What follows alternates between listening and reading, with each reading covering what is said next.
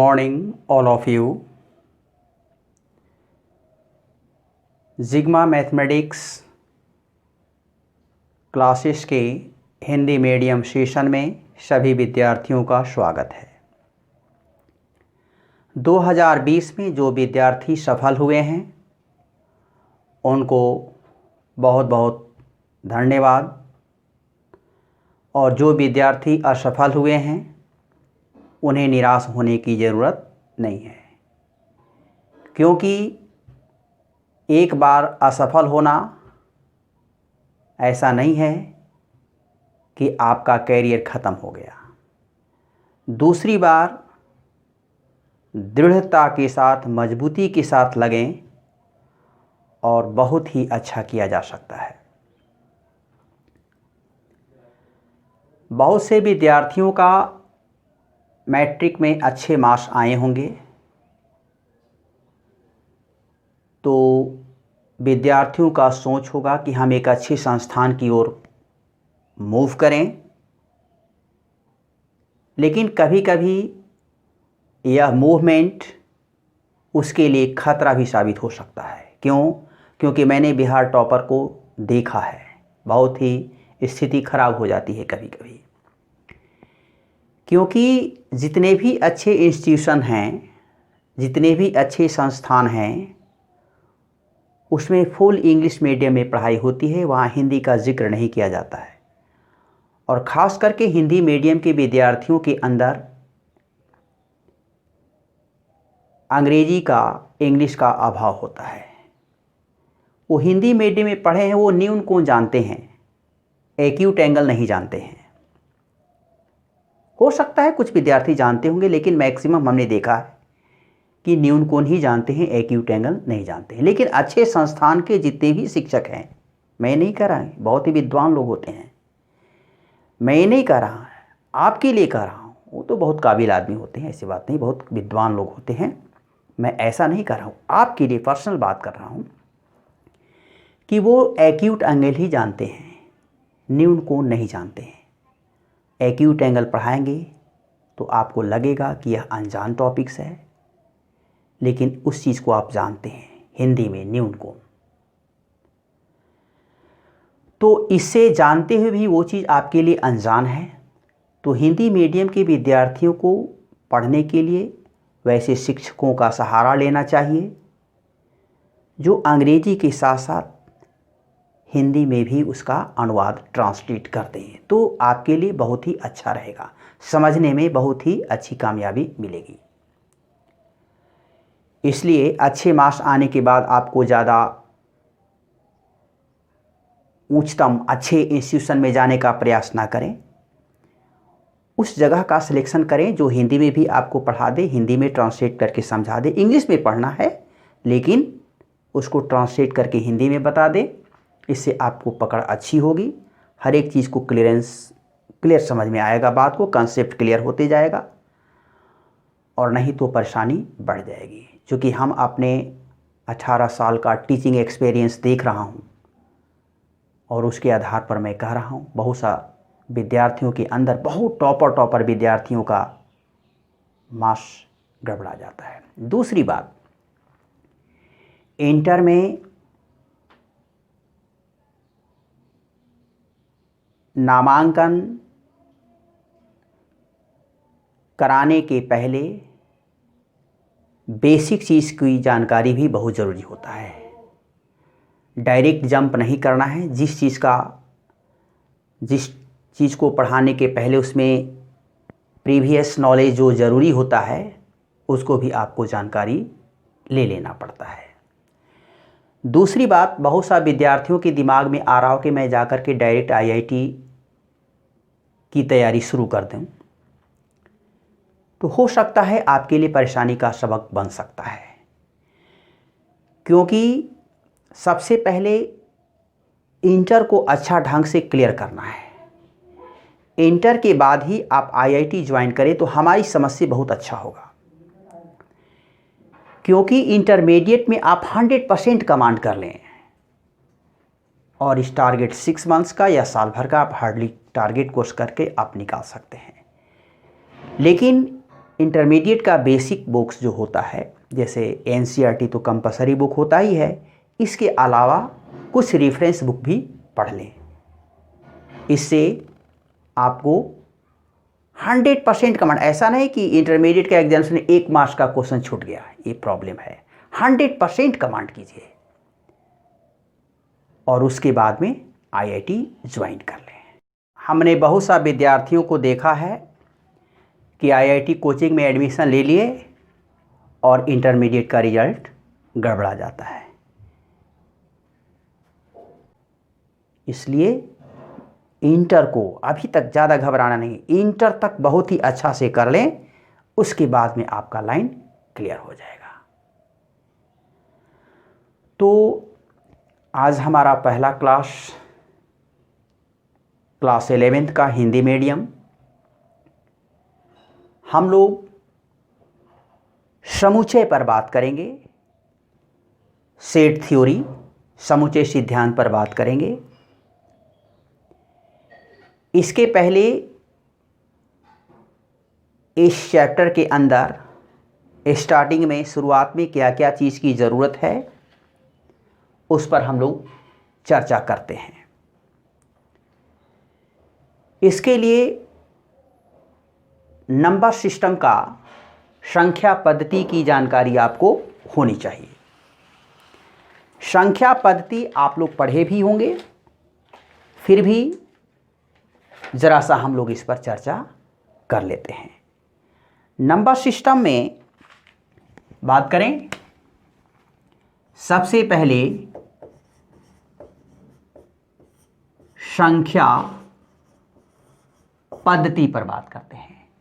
संख्या पद्धति, अंग्रेजी में इसको कहा जाता है नंबर सिस्टम। नंबर सिस्टम होता है क्या, इस पर चर्चा कर रहे हैं। हम लोग पहले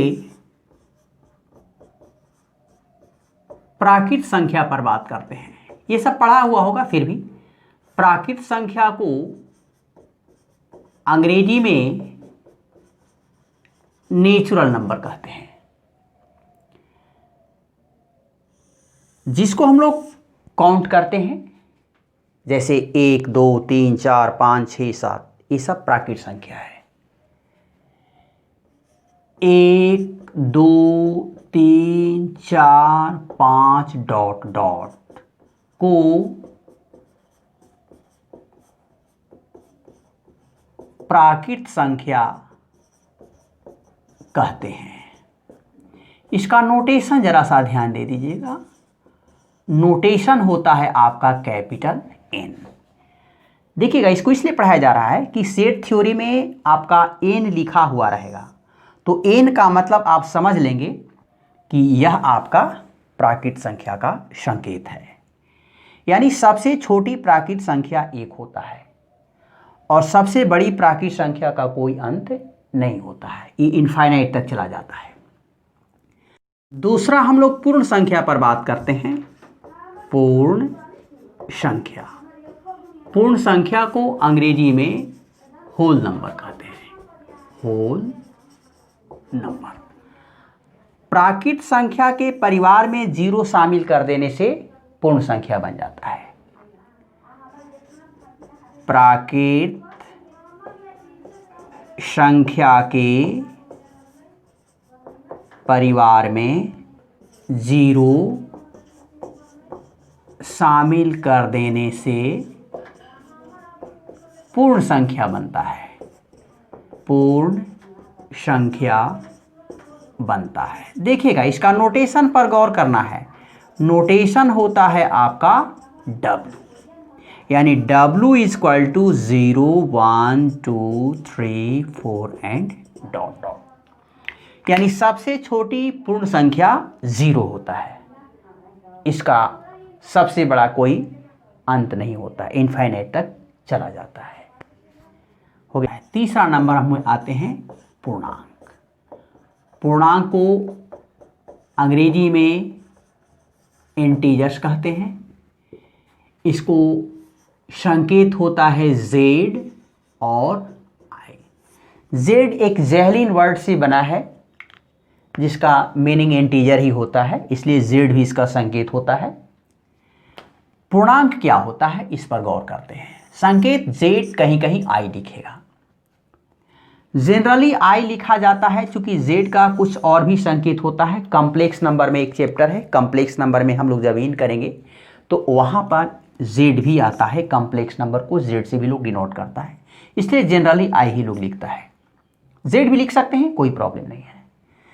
देखिएगा 0 1 2 3 4 5 डॉट डॉट, इधर आते हैं -1 -2 -3 डॉट डॉट डॉट डॉट, ठीक है। तो इसको कहते हैं धनात्मक पूर्णांक, धनात्मक पूर्णांक। और इधर क्या हो गया आपका ऋणात्मक पूर्णांक।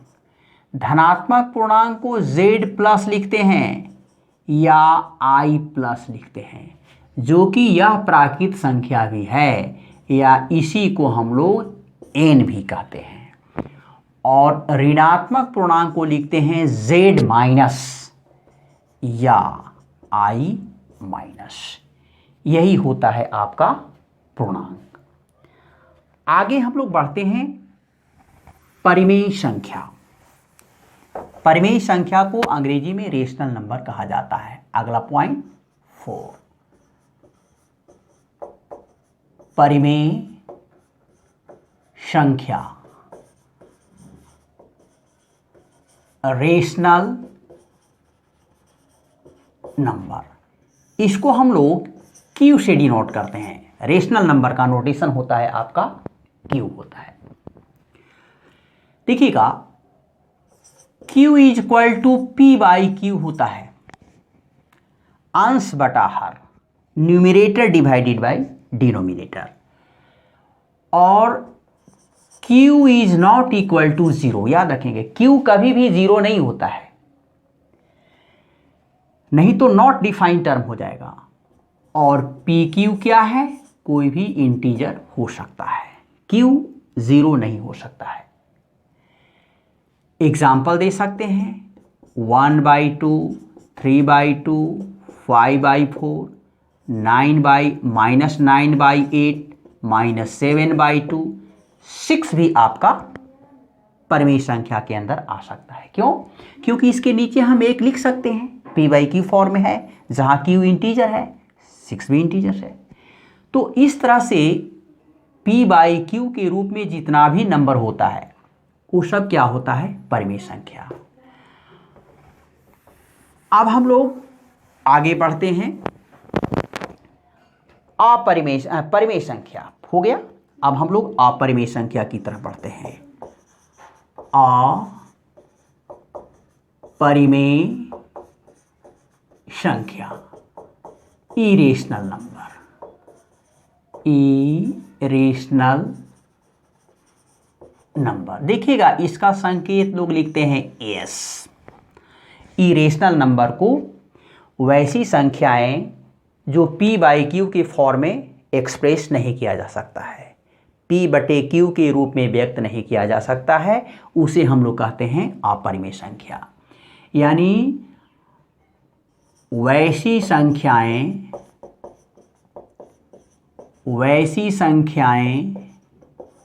जिसे P बाई Q के रूप में व्यक्त नहीं किया जा सकता है, नहीं किया जा सकता है। एग्जाम्पल में देखिएगा √3 हो गया, √2 हो गया, √5 हो गया, ये सब होता है आपका अपरिमेय संख्या। अपरिमेय संख्या यही होता है जिसको P बाई Q के रूप में, क्योंकि इस सब का जो वैल्यू होता है ना आगे बढ़ते चला जाता है, स्क्वायर रूट आगे बढ़ते जाता है, इसको एक्सप्रेस करना थोड़ा सा मुश्किल वर्क है, इसीलिए ये सब होता है आपका। ऐसा नहीं है, √4 को आप अपरिमेय संख्या नहीं कर सकते हैं क्योंकि इसका स्क्वायर √2 हो जाता है, इसलिए अपरिमेय संख्या के अंतर्गत ये सब होता है और इसको हम लोग एस से डिनोट करते हैं। और एक बात और समझ लीजिएगा, वास्तविक संख्या, वास्तविक संख्या दुनिया का जितना भी नंबर है, देखिएगा, सिर्फ काल्पनिक संख्या को छोड़कर, काल्पनिक संख्या होता है क्या, देखिए काल्पनिक संख्या का थोड़ा सा लिख लेते हैं। काल्पनिक संख्या, काल्पनिक संख्या, इमेजिनरी नंबर, रूट के अंदर कोई भी नेगेटिव नंबर काल्पनिक संख्या कहलाता है। जैसे √-2, √-3, √-4, √-4, √-5, ये सब क्या होता है आपका काल्पनिक संख्या होता है। काल्पनिक संख्या को छोड़कर दुनिया में जितना भी नंबर है वो सब क्या होता है, रियल नंबर होता है। यानी वास्तविक संख्या के अंतर्गत परिमेय संख्या, अपरिमेय संख्या भी आता है। यानी वास्तविक संख्या का डिफिनेशन क्या हुआ कि सभी संख्याएं वास्तविक कहलाती हैं काल्पनिक संख्या को छोड़ करके। यानी वास्तविक संख्या, वास्तविक संख्या को अंग्रेजी में हम लोग रियल नंबर कहते हैं। रियल नंबर नोटेशन इसका होता है R। R का मतलब होता है Q प्लस S। Q का मतलब परिमेय संख्या और S का मतलब अपरिमेय संख्या। परिमेय संख्या और अपरिमेय संख्या वास्तविक संख्या कहलाता है। तो ध्यान दीजिएगा, परिमेय संख्या के अंतर्गत आपका प्राकृत संख्या भी आता है, पूर्ण संख्या भी आता है, पूर्णांक भी आता है, परिमेय भी आता है, अपरिमेय भी आता है, रूट अंडर नेगेटिव छोड़ करके। तो यहाँ देखिएगा, इसको ऐसा भी लोग लिखते हैं कि R = Q union S। Union का मतलब मिला देना, दोनों को एक साथ कंबाइन कर देना। तो यहाँ देखिएगा कि अगर अपरिमेय संख्या है इसका मतलब R - Q, और अगर परिमेय है तो R - S हो जाएगा। तो इस तरह से वास्तविक संख्या का ये परिभाषा हो गया। तो इसका ज़रूरत आपको इसमें पड़ सकता है, इसलिए इसको जानना ज़रूरी है। इसके बाद अब हम लोग सेट पर चर्चा करते हैं। समुच्चय,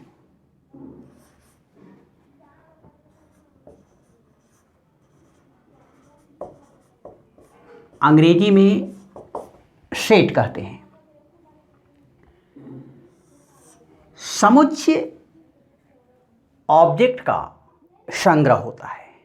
ऑब्जेक्ट क्या है, दुनिया का, यूनिवर्स का जितना भी चीज़ हो, चाहे लिविंग थिंग्स हो या नॉन लिविंग थिंग्स हो, निर्जीव हो या सजीव हो, दुनिया का हर एक चीज़ ऑब्जेक्ट कहलाता है।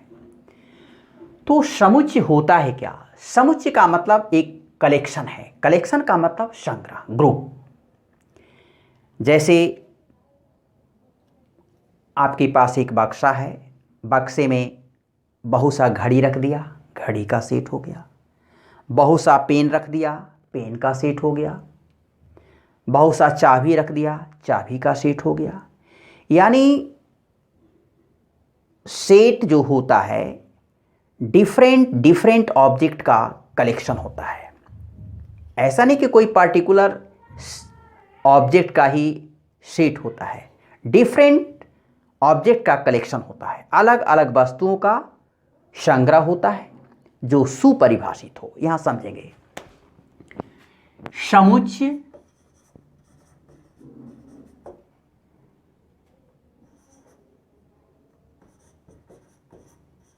वस्तुओं का संग्रह होता है। संग्रह होता है जो सुपरिभाषित हो। यहां पर एक शब्द आ गया, सुपरिभाषित। What do you mean by सुपरिभाषित? Well defined. वेल डिफाइंड का मतलब क्या होता है, इस पर हम लोग चर्चा करते हैं। सुपरिभाषित होता है क्या, हर एक टर्म को अच्छी तरह से समझना है। जैसे आप लोग सभी विद्यार्थी बैठे हुए हैं, हम कहते हैं कि आप अपना अपना कॉपी निकालिए, सब अलग अलग, किसी से कोई तालमेल नहीं होनी चाहिए। मैं कहूँगा कि 5 अच्छे क्रिकेट प्लेयर का नाम लिखिए कॉपी में, तो सबों का रिजल्ट डिफर आ सकता है, कुछ मिल सकता है, हो सकता है सब कोई तेंदुलकर को लाइक कर रहे होंगे, लेकिन ऐसा नहीं है कि 5 क्रिकेट प्लेयर सब एक ही लिखा है, एक ही तरह का रिजल्ट आ रहा है, ऐसी बात नहीं है, रिजल्ट डिफरेंट आ सकता है। तो यह सुपरिभाषित नहीं होता है। सुपरिभाषित का मतलब क्या होता है? अगर हम आपसे सवाल कर दें कि 5 से छोटी प्राकृत संख्या को लिखिए, तो सब कोई लिखेगा 1 2 3 4, जितने भी कॉपी चल रहा है, जितने भी पेन चल रहे हैं, सब में यही नंबर लिखा जाएगा 1 2 3 4। तो यहां पर इसको कहा जाता है कि यह वेल डिफाइंड टर्म है, सुपरिभाषित है। सुपरिभाषित जिसका सभी विद्यार्थियों का रिजल्ट एक ही है, अलग अलग डिफरेंट आंसर नहीं आया है, तो वैसे कहते हैं सुपरिभाषित। अगर हम कह दें कि अच्छा फिल्म का नाम बताइए, तो ऐसा नहीं है, किसी को कुछ पसंद है, किसी का कुछ पसंद है, अलग अलग तरह का रिजल्ट आ सकता है। तो मैथमेटिकल लैंग्वेज में हम ये कह सकते हैं कि तेज, मोटा, नाटा, कमज़ोर, मूर्ख, तेज, ये सब सुपरिभाषित टर्म नहीं है। सुपरिभाषित का मतलब होता है, एक सिंपली भाषा में ये कह सकते हैं कि सुपरिभाषित का मतलब होता है जो हर एक का, प्रत्येक का सेम रिजल्ट दे, डिफरेंट रिजल्ट नहीं मिलना चाहिए। अगर हम कह सकते हैं कि 1 से 10 के बीच में सम संख्या, तो सबका रिजल्ट आएगा 2 4 6 8, रिजल्ट डिफर नहीं करेगा, तो यह सुपरिभाषित होता है। अगर कोई कहता है कि भारत के अच्छे 3 कवियों का कलेक्शन, क्या यह सेट होगा कि नहीं होगा? तो यह सेट नहीं होगा, यह समुच्चय नहीं होगा। क्यों?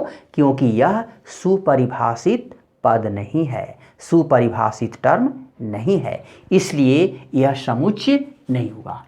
तो समुच्चय वस्तुओं का संग्रह होता है जो सुपरिभाषित हो। समुच्चय को अंग्रेजी के बड़े अक्षरों का मतलब ABCD द्वारा दर्शाया जाता है और इसके अवयव को सदस्य भी कहते हैं। सदस्य को मंझले कोष्ठक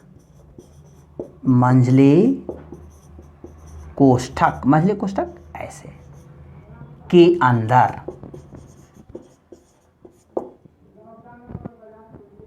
लिखा जाता है, अंदर लिखते हैं। 2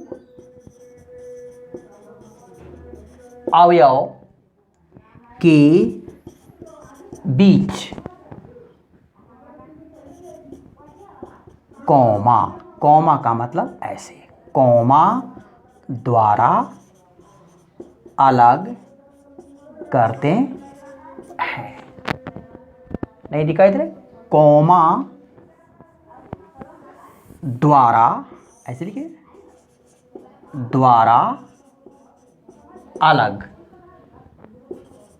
करते हैं।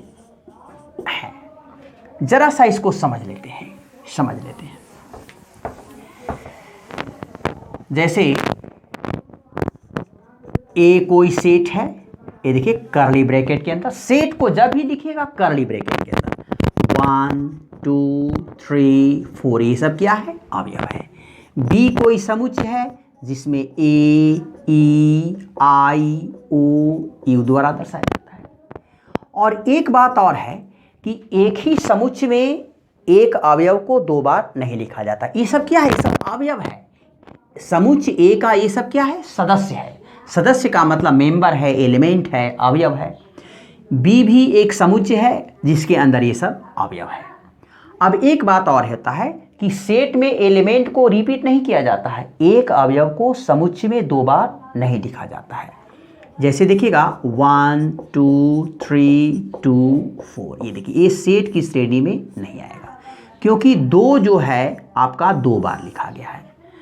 एक समुच्चय में अवयव को दोहराया नहीं जाता है। इस बात को हम नोट में जिक्र कर सकते हैं। समुच्चय में अवयव को दो बार नहीं लिखा जाता है। ये मीनिंगलेस हो जाएगा, नहीं लिखा जाता है। तो समुच्चय है यही, इसी को हम लोग कहते हैं समुच्चय कहते हैं।